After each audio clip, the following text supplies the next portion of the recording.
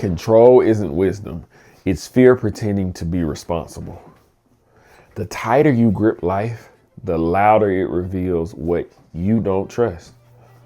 Control is what happens when trust collapses and identity tries to survive on its own. Don't miss that. But let's be honest about control. Control is not discipline. Control is not leadership. Control is not maturity. Control is a coping mechanism. It's the attempt to eliminate uncertainty. It's fear trying to feel safe. It's identity stepping in to manage outcomes because trust feels too risky. See, control says, if I handle everything, nothing can hurt me, except for yourself. Control is born when trust was broken. Something went wrong before. You were hurt, betrayed, abandoned, or disappointed. You prayed and it didn't go how you expected. Control is the child of disappointment. It's what people develop when they say, I trusted once and it cost me. See, Proverbs chapter 3, verses 5 and 6 says, trust in the Lord with all of your heart and lean not on your own understanding. Notice the contrast. Trust requires surrender. Control leans on understanding. The moment you lean fully on what you can manage, you quietly stop trusting God with what you can't. See Genesis chapter 16, where it talks about Abraham and Sarah. God promised a son. Time passed. Fear grew.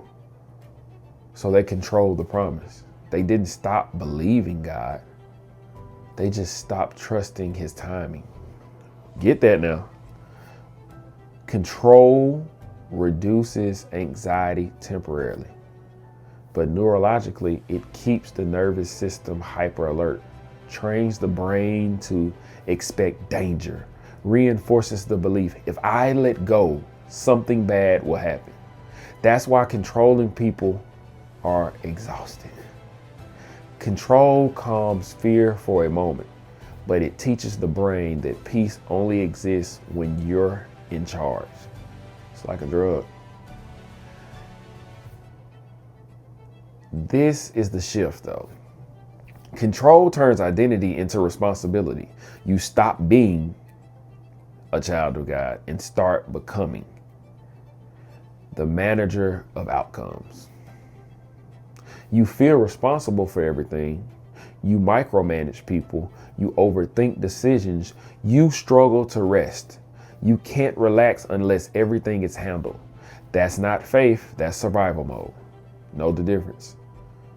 Jesus never rushed, never panicked, never forced outcomes.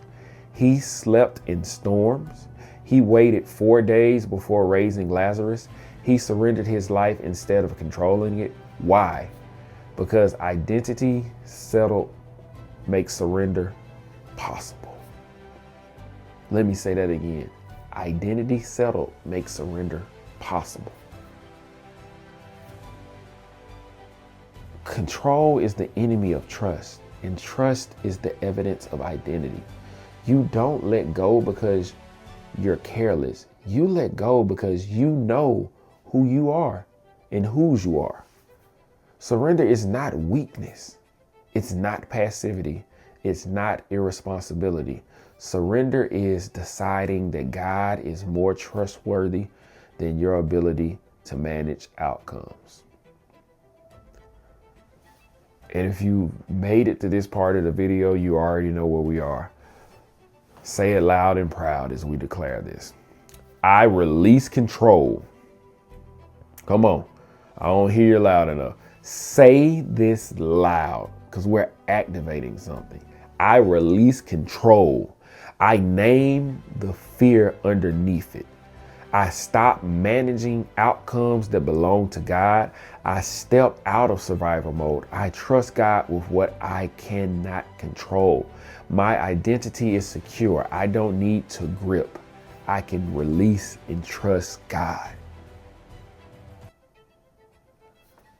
I pray that you believed every word that just came off your lips. Tomorrow we expose another identity thief. Comparison. Why looking sideways steals your calling. Follow me for more and follow me for day 15. I hope this bless you and didn't stress you. Peace.